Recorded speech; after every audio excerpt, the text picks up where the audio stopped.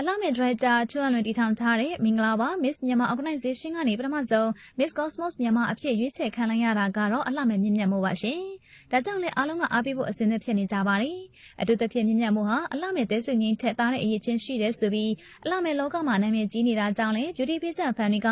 မြင့်မြတ်မှု Miss Cosmos ပြိုင်ပွဲမှာဘာတွေလုပ်ပြမလဲဆိုတာစိတ်ဝင်စားကြတာပါ။အထူးသဖြင့်မြင့်မြတ်မှုဟာ Miss Grand မြန်မာ2024ပြိုင်ပွဲမှာတဲဆုငင်းကိုကြုံလွန်ပြီး Miss Grand မြန်မာဖြစ်တဲ့မှာရဲ့နေ့ဒုတိယနေ့သာကျင်းနေခဲ့ရပြီးမှအခုလိုနိုင်ငံတကာပြိုင်ပွဲရှင်ပြိုင်ခွင့်ရတာမို့ပြည်သက်တွေကအမျှော်လင့်နေကြတာဖြစ်ပါတယ်။ကျွမ်းလွန်ကင်တွယ်စဉ်ပြီးခဲ့တဲ့ Miss Grand မြန်မာ2024ပြိုင်ပွဲမှာအလှမဲ့တဲဆုငင်းနဲ့မြင့်မြတ်မိုးတို့က Miss Grand မြန်မာဖြစ်ဖို့သူတင်ကိုတင်ရှင်ပြိုင်ခဲ့ကြရတာပါ။အလှမဲ့တဲဆုငင်းကငယ်ရွယ်တွက်လက်ပြီးမဲ့အရက်နည်းနည်းဘူးကအလှမဲ့တရားဖြစ်ဖို့လိုအပ်ချက်အနေငယ်ရှိနေချိန်မှာမြင့်မြတ်မိုးကတော့ International Size အရက်အမြင့်နိုင်ငံတကာကသဘောကျရတဲ့စံချိန်စံညွှန်းညီတဲ့မျက်နှာပေါက်မျိုးကိုပိုင်ဆိုင်ထားခဲ့တာဖြစ်ပါတယ်။ဒါ့အပြင်အလှမဲ့မြင့်မြတ်မိုးဟာတဲဆုငင်းထက်အသက်ကြီးကစမတ်ကြနဲ့တင်ငင်ရင်ချက်တဲ့အလှတရားမျိုးကိုပိုင်ဆိုင်ထားပါသေးတယ်ရှင်။ဒါကြောင့်လဲတိုင်းတွေကတဲဆုငင်းကိုကြော်လွန်ပြီးမြင့်မြတ်မိုးကို Miss Grand မြန်မာအဖြစ်ရွေးချယ်ခဲ့တာပါ။ဒါပေမဲ့ Miss Grand International ဥက္ကဋ္ဌ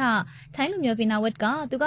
မြင့်မြတ်မိုးထက်တဲဆုငင်းကိုပို့ပြီးတော့သဘောကျတယ်လို့ပြောလို့တဲဆုငင်းနဲ့မြင့်မြတ်မိုးစုရတဲ့အစာအိတ်ချင်းလဲခဲ့ရတယ်လို့ဆိုပါတယ်။အဲဒီနောက်မှာတော့တဲဆုငင်းက Miss Grand International ပြိုင်ပွဲမှာနိုင်ငံကုန်ဆောင်ခဲ့ပြီးမြဲနဝရဲ့မများကြားတဲ့အဆုံးဖြတ်ချက်တွေကြောင့်တတိယဆုတရဖူကိုပြန်အပ်ခဲ့တယ်လို့ချွဲလွင်ကလည်း Miss Grand Organization ကနေနှုတ်ထွက်ခဲ့ရတာဖြစ်ပါတယ်။တဲဆုငင်းနေရာမှာမြင့်မြတ်မိုးသာဆိုရင်တော့ရလက်ကတမျိုးတစ်ဖုံပြောင်းရင်ပြောင်းခဲ့မှာပါနော်။အခုချိန်မှာတော့ချွဲလွင်ဟာ Miss Grand ကနေထွက်လို့ Miss Cosmos မြန်မာ National Writer အဖြစ်ခံယူလိုက်ပါပြီ။ဒီလိုချိန်မှာ Miss Cosmos 2025ပြိုင်ပွဲအတွက်မြန်မာကိုစားပြုအလှမဲ့တယောက်ကိုဆေးလွှတ်ရဖို့ဖြစ်လာတာပါ။အစောပိုင်းမှာတော့ချွဲလွင်အချစ်ဆုံးသမီးတော်တဲဆုငင်းကိုဆေးလွှတ်မဲဆိုတဲ့သတင်းတွေကထွက်ပေါ်ခဲ့ပါတယ်။ဒါပေမဲ့တဲဆုငင်းသွားပြန်ရင်မနေ့က Miss Grand မှာဖြစ်ခဲ့တဲ့ drama ကိစ္စတွေနဲ့ဖိအားတွေများနေတာကတကြောင်တဲဆုငင်းကိုယ်တိုင်ရုပ်ရှင်တွေရိုက်ကူးနေရတာကြောင့်မအားမလတ်ဖြစ်နေပါတယ်။ဒီလိုအချိန်မှာတော့ထွန်းလွင်က Miss Cosmos ပြိုင်ပွဲကိုသူ့ရဲ့နောက်ထပ်သမီးတော်ဖြစ်တဲ့မြင့်မြတ်မိုးကိုဆေးလွှတ်ဖို့ဖြစ်လာပါပြီ။အစောပိုင်းမှာပြောခဲ့သလိုပါပဲမြင့်မြတ်မိုးကအဆက်ဆက်အရာတောင်လွန်ပါဖက်ဖြစ်လွန်းတဲ့အလှမဲ့တယောက်ပါ